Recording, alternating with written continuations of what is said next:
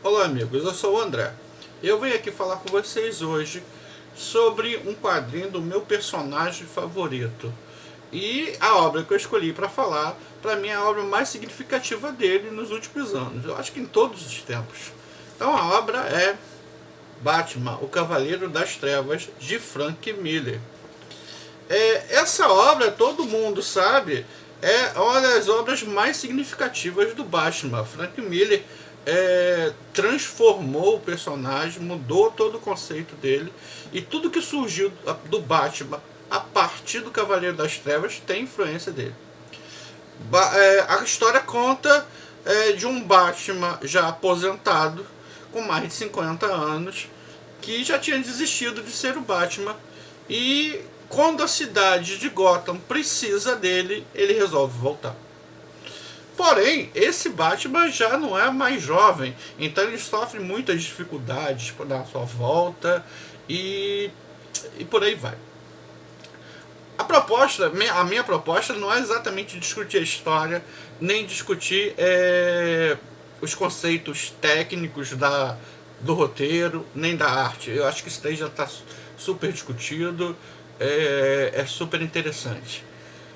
Eu gostaria de dividir com vocês a minha experiência na descoberta da obra.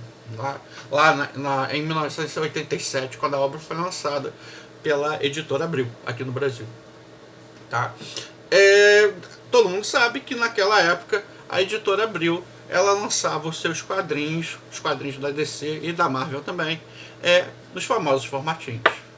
Não tenho nada contra os formatinhos, na verdade eu gosto muito, tenho muitos deles. E o Cavaleiro das Trevas foi a primeira revista que foi lançada aqui no Brasil pela Editora Abril no formato americano. Se diz até que a princípio a Editora Abril pretendia lançar essa obra em formatinhos, imagina. Mas por pressão já da DC americana, né, ela acabou lançando ela no formato americano. Né? Então, quer dizer, você imagina para o leitor de 17 anos, no meu caso, na época, de chegar na banca de jornal e dar de cara com aquelas edições no formato americano. Isso por si só já é uma coisa surpreendente. Né? Então, isso já marcava a vida do colecionador. Deixa eu mostrar as capas para você. Então, a primeira capa, tá?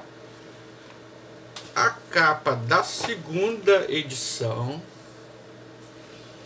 a capa da terceira edição, acho que essa é a capa que eu mais gosto, e a capa da quarta edição.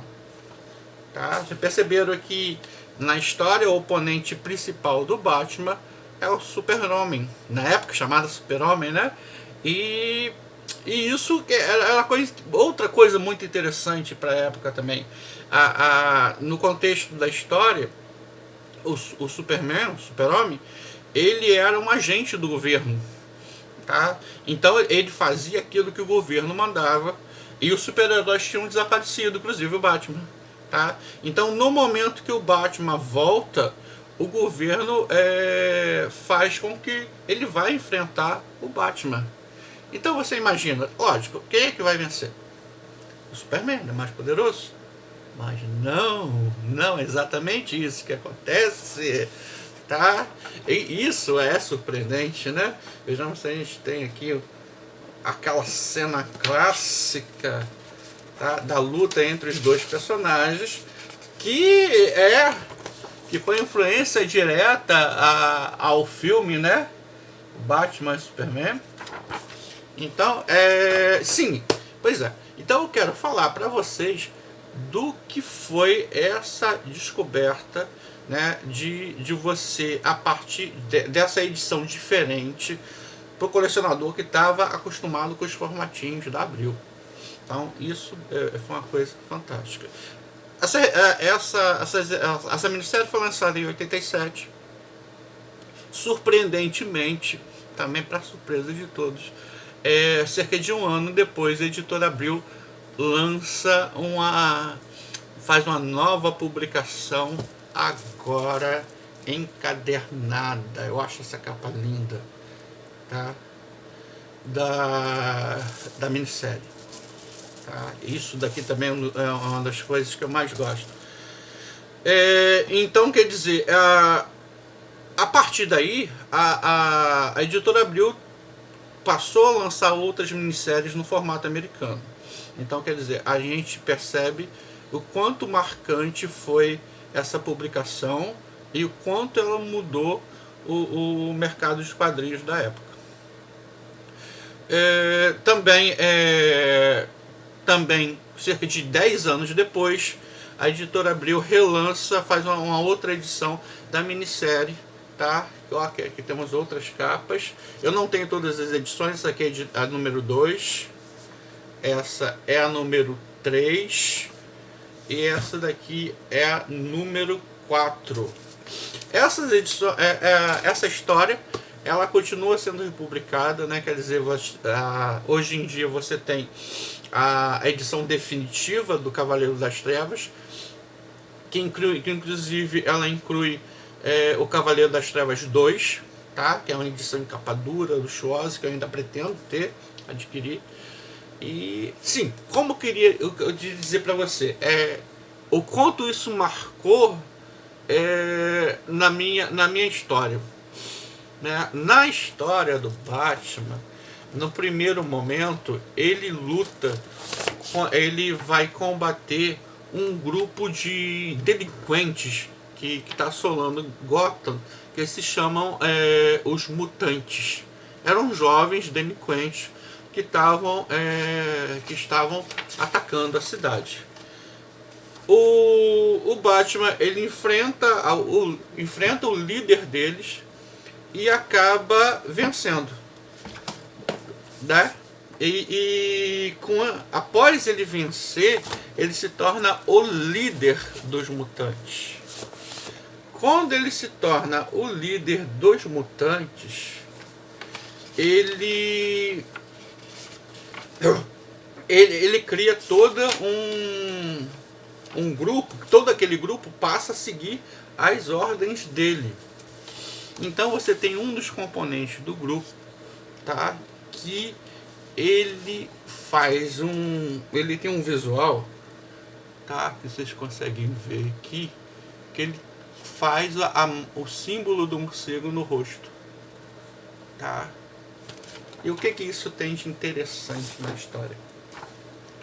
Na época, tinha um grupo de amigos que a gente curtia muito quadrinhos, né? A gente se reunia periodicamente, tá? E um tempo depois, pouco depois do lançamento do Batman, eram todos fãs do Batman, tá? Pouco tempo depois, teve um carnaval, tá? Você imagina, nerd, na década de 80,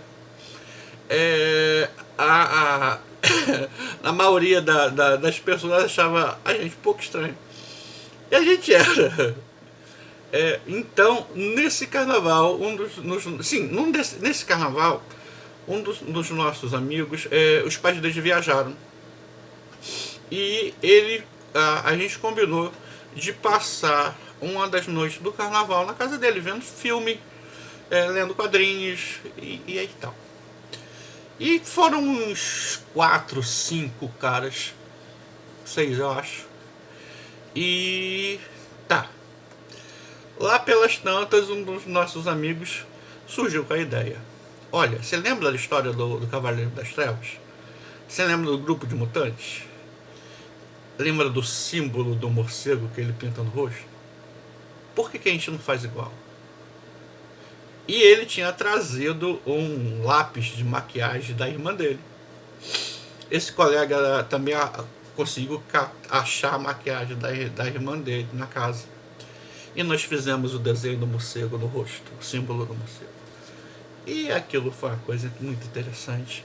A gente se intitulava Os Filhos do Morcego. E fomos sair pela cidade. Só que a gente não foi pular carnaval. A gente assumiu aquele visual sério do Batman e saía os 5 as pessoas olhavam pra gente sério, andando todos juntos. E nós saímos pela cidade, a pé. Hoje em dia a gente não faria isso, né? A violência tá por aí. Mas naquela época não era bem assim. Nós saímos, praticamente nós atravessamos a cidade, andando e passando pelas pessoas com aquele símbolo do morcego no rosto e se sentindo o máximo, né? A gente não pretendia pular carnaval, a gente queria exibir que éramos fãs de quadrinho, embora talvez a maioria das pessoas não entendessem, né? Eu não sei se todos, eu acho que sim, alguns conseguiriam relacionar aquilo com o Batman, mas a grande maioria não teria ideia do que aquilo remetia à história do Cavaleiro das Trevas. Eu acho que anos depois isso foi mais divulgado, algumas pessoas. Mas pra gente, a gente sabia o que a gente estava fazendo, sabia o quanto aquele significava pra gente. Tá? Então por isso que essa história ela tem um significado muito importante para mim, esse quadrinho. Tá? Ele está ligado a uma história. A gente sabe que o colecionador de quadrinhos ele tem uma referência aos quadrinhos, não só pela história, não só pelo autor, não só pelo artista, mas também pelo contexto histórico onde você adquiriu aquela edição. Tá? Então eu queria dividir com vocês essa parte da minha história e para a gente conseguir lembrar que os quadrinhos eles não são apenas o entretenimento, não são apenas uma informação, não é apenas arte, mas também ele tem um contexto histórico que liga a pessoa aos quadrinhos. Tenho certeza que cada um de vocês tem algum quadrinho que te liga emocionalmente também com algum contexto, com alguma história. Espero que vocês tenham gostado da história, não exatamente uma resenha, mas eu acho que achei interessante dividir isso com vocês. Um abraço, gente.